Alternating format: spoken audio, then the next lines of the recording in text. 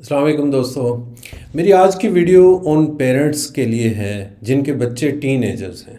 अगर उनकी उम्र 13 साल से 17 या 19 साल के दरमियान है तो फिर ये वीडियो आप ज़रूर देखें और इससे आपको लाजमन फ़ायदा होगा। बेसिकली इस वीडियो के 3 हिस्से हैं। पहले हिस्से में मैं डिस्कस करूँगा कि टीन एजर्स के मसाइल क्या हैं।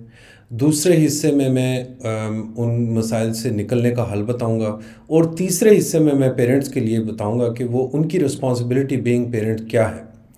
तो आइए चलते हैं। बेसिकली तो ये वीडियो मैं काफ़ी अरसे से प्लान कर रहा था और ये काफ़ी एक बड़ा डॉक्यूमेंट बन चुका है। अभी काफ़ी चीज़ें जो मैं कलेक्ट करता रहा, रिसर्च करता रहा, लेकिन मैं आपके सामने इसको गोश गुजार करूँगा बहुत ही मुख्तसर तरीके से। तो पहले हिस्से में मैं बताऊँगा कि इश्यूज़ क्या हैं टीन एजर्स के। तकरीबन 6 की इश्यूज़ मैंने आइडेंटिफाई किए हैं जो कि अगर आप इस पे गौर करें तो इन 6 में से कोई ना कोई आपको लाजमी, बल्कि 6 के 6 जो हैं वो शायद एक बच्चे में आपको नज़र आएँ। अच्छा, जो पहला इशू है वो है peer pressure and social pressure.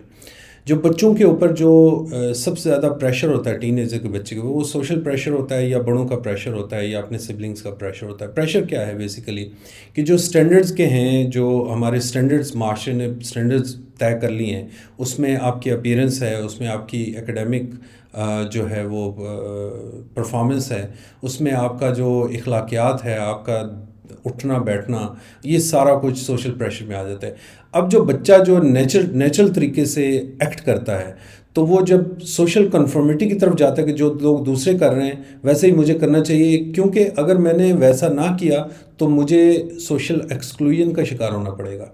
यानी सोशली वो एक्सक्लूड हो जाता है, वो बाहर निकल जाता है, लोग उससे बात करना छोड़ देते हैं कि ये तो हम में से नहीं है। तो ये सोशल प्रेशर और पीयर प्रेशर, पेरेंट्स भी उसको डांटते हो, ऐसे नहीं करो, वैसे नहीं करो, लोग क्या कहेंगे, ये क्या होगा, वो क्या होगा, रिश्तेदार क्या कहेंगे। इस तरह के सोशल प्रेशर का बहुत ज़्यादा सामना होता है और उससे बच्चा बहुत ज़्यादा डिप्रेस हो जाता है। तो आपको इससे बचना है। अच्छा, दूसरा जो बड़ा इशू है वो सोशल मीडिया का इशू है। अब सोशल कन्फर्मिटी सोशल मीडिया के थ्रू भी आती है कि आपने क्या पहनना है, आपने क्या खाना है, आपने कैसे रहन सहन अपना कैसा होना चाहिए, आपके जो फैशन के स्टाइल हैं वो कैसे होने चाहिए, महंगे ब्रांडिंग और इस तरह की चीज़ें सोशल मीडिया ये सारा कुछ आपको देता है। और फिर सोशल मीडिया में एक और चीज़ आती है कि आप उस एक वर्चुअल वर्ल्ड में घुस के आप ओरिजिनल वर्ल्ड से दूर हो जाते हैं।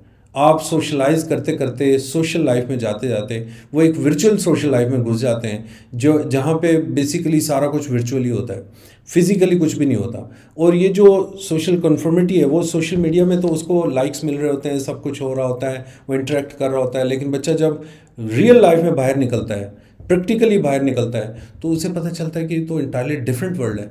तो वो बहुत ज़्यादा प्रेशर का शिकार हो जाता है, एंजाइटी का शिकार हो जाता है और बहुत सारे ऐसे यानी मामलात में वो घुस जाता है जो कि ठीक नहीं होती। अच्छा, जो तीसरा इशू है बच्चों का वो है एकेडमिक प्रेशर। अब जो हमारे स्टैंडर्ड्स, एकेडमिक स्टैंडर्ड्स मुतय्यन कर दिए गए जी कि इतने परसेंट आपने लेना है तो तब आप अच्छा समझा जाएगा, A grade, B grade, first आना है आपने, सेकंड आना है, और इतने ए ग्रेड चाहिए, इतने बी ग्रेड चाहिए, आपको ये चाहिए, वो चाहिए।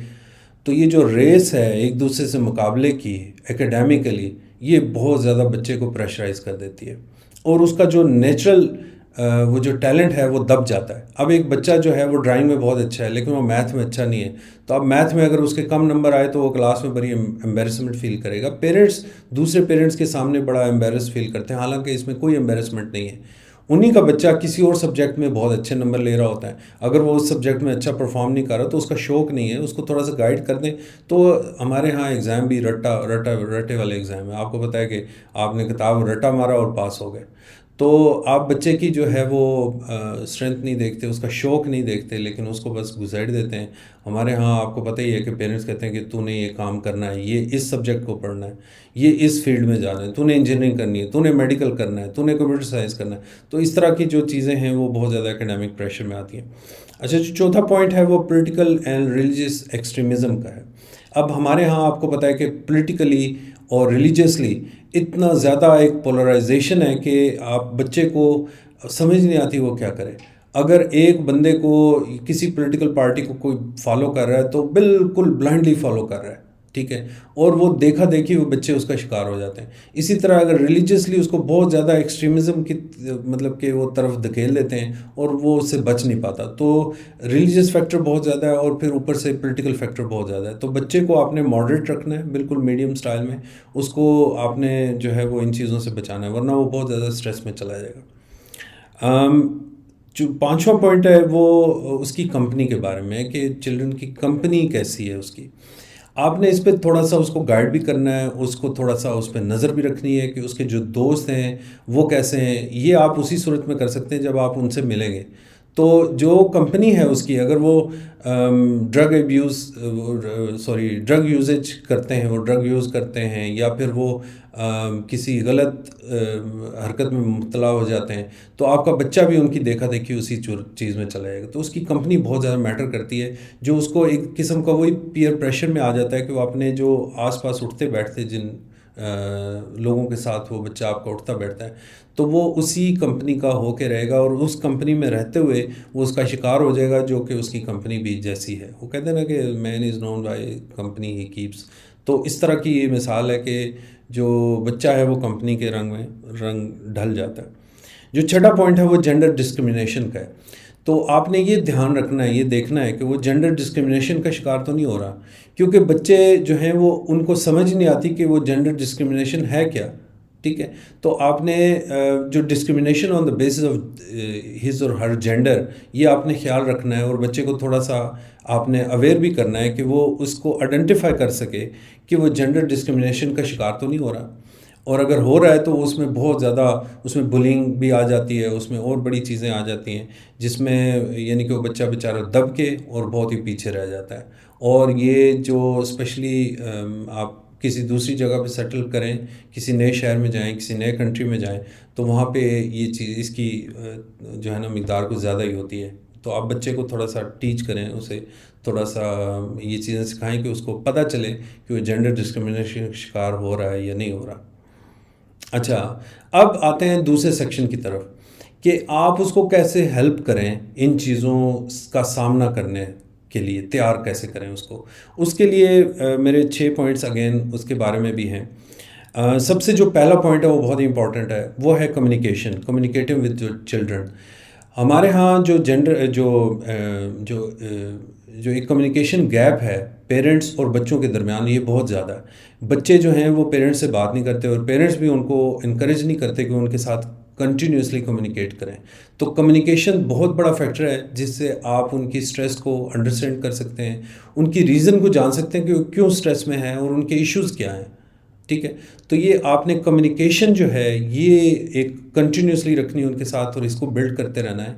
एक फ्रेंडशिप वाला जो स्टाइल है उसको अपना के उसके साथ कम्युनिकेट करें, और आप जो है वो बाप से ज़्यादा उसके दोस्त बन जाए, तभी ये कम्युनिकेशन हो सकती है। अदरवाइज़ कम्युनिकेशन का फ़ायदा नहीं है।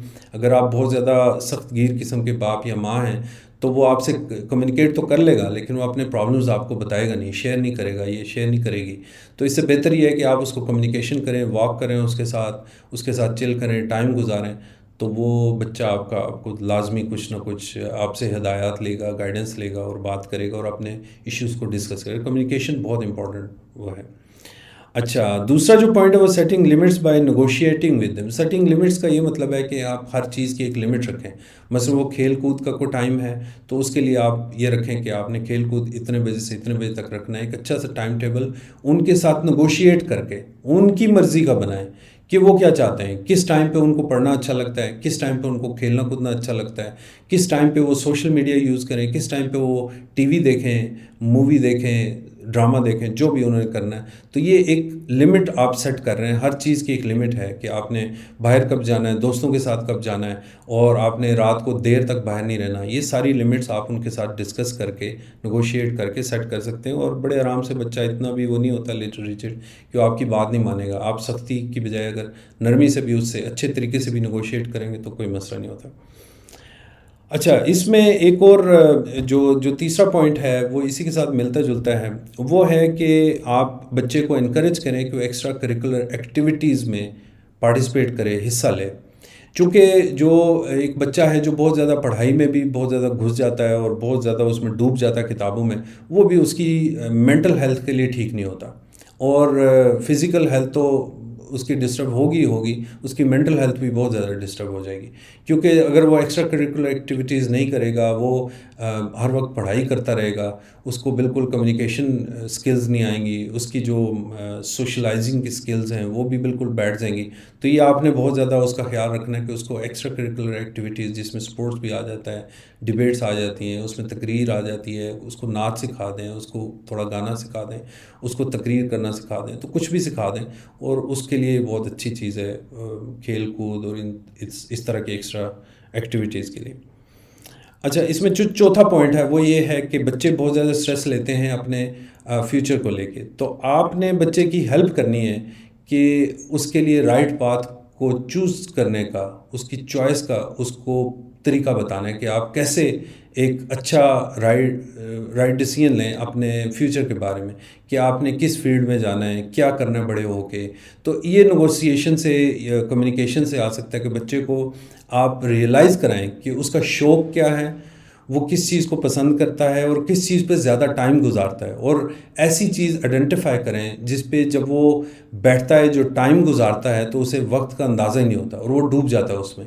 और ये उसे रियलाइज़ कराएं कि जब आप बेटा ये काम करते हैं तो आप कुछ भी हो जाए, आपको वक्त का पता ही नहीं चलता, आप बड़े शौक़ से ये करते हैं। कुछ बच्चे होते हैं ड्राइंग करते हैं, कुछ बच्चे होते हैं जो कुछ कोई भी चीज़, उन्हें ऐसे लिखने का शौक़ है, राइटिंग का शौक़ है, उनको जो है वो कंप्यूटर पर कोई चीज़ बनाने का शौक़ है, कुकिंग करने का शौक़ है, सिलाई कढ़ाई का शौक़ है, कुछ भी है, उनको मेडिकल की चीज़ें अच्छी लगती हैं, इंजीनियरिंग कोई खिलौना दें तो खोल के बैठ जाएगा, उसकी सारी चीज़ें खोल के इधर उधर इंजर पिंजर एक कर देगा।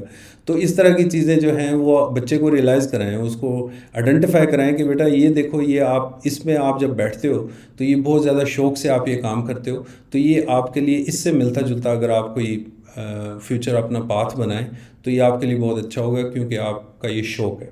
और शौक़ वाले शोबे में अगर बच्चा चला जाता है तो वो उसको बहुत ज़्यादा कामयाबी भी मिलती है। अच्छा, अब इसमें एक और पॉइंट है, जो पांचवा पॉइंट, वो बहुत ही इंटरेस्टिंग और बहुत ही ज़बरदस्त है। ये है encouraging your child to make decisions. अब जो डिसीजन मेकिंग है, इसमें मैंने एक बहुत अर्सा पहले एक वीडियो बनाई थी डिसीजन मेकिंग पे, कि आप डिसीजन तो बनाना सिखाएं ना बच्चों को, कि वो बेचारे बचपन से जब हम बच्चों को तरबियत देते हैं पाकिस्तानी माशरे में, वो प्रॉब्लम ये होती है कि उसे कहते हैं कि ये ना करना, वो ना करना, ये ना करना, ये कर लो, वो कर लो। अब उसमें बच्चा जो है जब वो बड़ा होता है तो जो पेरेंट्स की आवाज़ें हैं उसके बैकग्राउंड में कहीं गूंज रही होती हैं, वो एक अच्छा खासा डिसीजन बनाते बनाते भी डर जाता है कि कहीं मैं गलत डिसीजन ना बना दूँ। उसके बैग में वही आवाज़ें बचपन की घूम रही होती हैं कि नहीं नहीं नहीं, ये ना करना, वो ना करना, ये गलत है, वो गलत है।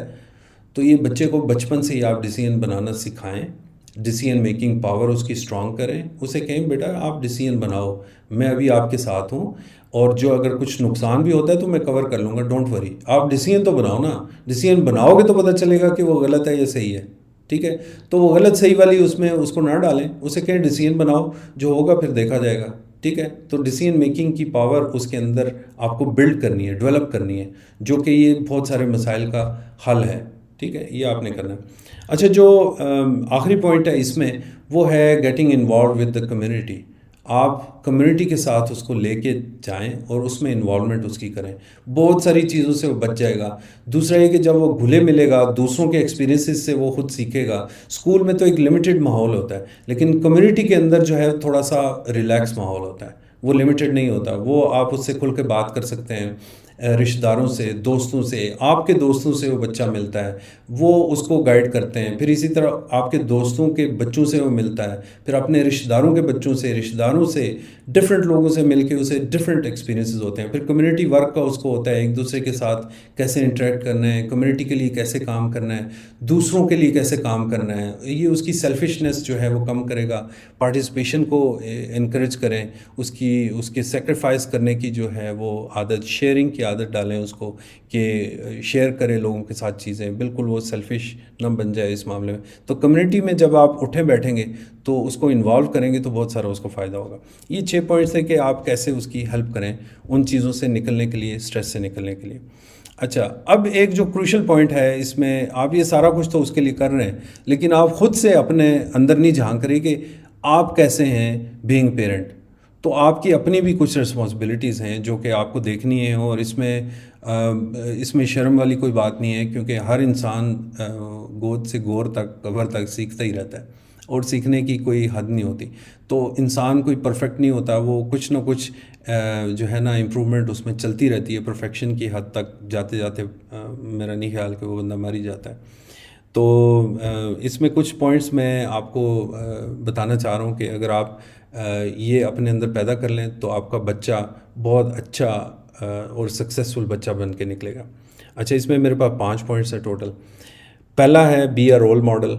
जो कुछ आप बच्चे को कह रहे हैं कि सुबह उठो, नमाज़ पढ़ो, ये करो, वो करो, क्या आप ख़ुद भी वैसा कर रहे हैं?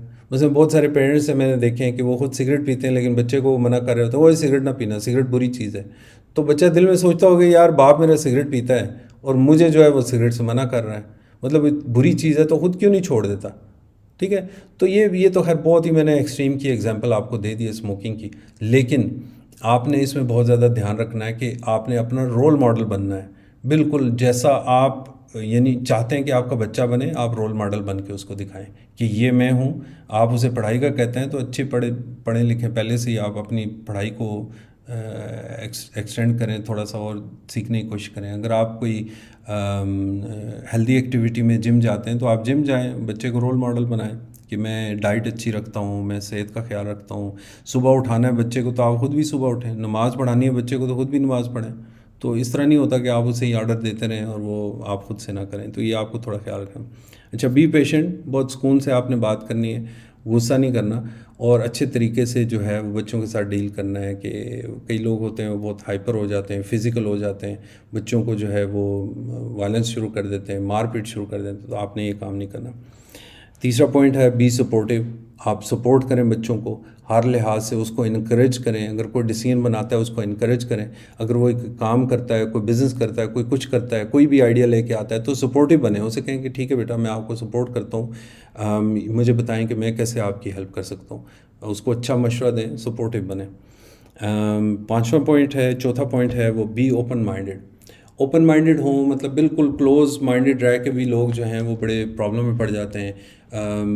कंजर्वेटिव किस्म के आइडियाज़ होते हैं आपके, आप रिजिडनेस ना दिखाएं, बिल्कुल ओपन माइंडेड हो के बच्चे, क्योंकि बच्चे जो हैं इस दौर के जो बच्चे हैं बहुत तेज़ हैं, हम लोगों से बहुत आगे हैं। तो आप ओपन माइंडेड हो के जब आप उनसे गुफ्तगू करेंगे तो नए नए आइडियाज़ वो आपके सामने लेके आएंगे। तो बिल्कुल आप आराम से उनकी बात सुनें, ओपन माइंडेड होकर सुनें, ताकि आप उसका सलूशन भी कर सकें। अच्छा, जो आखिरी पॉइंट है वो है बी रिस्पेक्टफुल। बच्चों का आप मजाक ना उड़ाएं। जितना मर्ज़ी वो आपकी नज़र में स्टूपिड आइडिया लेके आए तो आपने फिर भी रिस्पेक्टफुली उसको हैंडल करना है। आपने उस पर हंसना नहीं है, उसका मजाक नहीं उड़ाना, आपने उसको डिसरिस्पेक्ट नहीं देनी, मतलब उसको बेइज्जती नहीं कर देनी आगे से। बड़े आराम से उसको रिस्पेक्टफुली सुने और उसको रिस्पेक्ट दें। और उसे टीन एज के बच्चों को आप जो है वो एडल्ट के तौर पे आप उन्हें डील करें कि वो बड़े हो गए, बिल्कुल बच्चे की तरह उसको ट्रीट ना करें, उसे खुद से डिसीजन बनाने दें और उसमें आप उसके लिए रिस्पेक्टफुल हों। तो ये मेरी आज की वीडियो थी। बड़े दिनों से मैं प्लान कर रहा था कि मैं आप तक ये चीज़ पहुंचाऊं, और बड़ी मेहनत से मैंने ये सारे पॉइंट्स इकट्ठे किए हैं। 3 हिस्सों में मैंने आपको बताया कि पहला हिस्से में मैंने आपको बताया कि की इश्यूज़ क्या हैं और आप बीइंग पेरेंट कैसे हेल्प कर सकते हैं बच्चों की, और बीइंग पेरेंट आपका रोल क्या होना चाहिए, रिस्पॉन्सिबिलिटीज़ क्या होनी चाहिए। तो मुझे उम्मीद है कि आपको इस वीडियो में से काफ़ी हद तक चीज़ें जो हैं वो मिली होंगी जिससे आप अपने बच्चे का मुस्तकबिल संवार सकते हैं। और इसमें अगर कोई ऐसी चीज़ आप ऐड कराना चाह रहे हैं, कोई आप समझते हैं कि इसमें कोई चीज़ मैं मिस कर गया हूँ और ये होनी चाहिए, तो आप प्लीज़ मुझे कमेंट्स में ज़रूर बताइएगा, ताकि मैं इसको अपडेट रखूँ और लोग भी पढ़ें तो वो जो मेरी कमी रहेगी वो आप पूरी कर दें। ठीक है। और नेक्स्ट टाइम अगर मैं इस पे इसी सब्जेक्ट मैटर से मतलब कोई और वीडियो बनाता हूँ तो मैं उस पॉइंट को भी लाजमी उसमें कैटर करूँगा। ठीक है। तो मुझे इजाज़त दीजिए, अपना ख्याल रखिएगा और फिर इंशाल्लाह नई वीडियो के साथ हाज़िर होऊंगा। अल्लाह हाफ़िज़।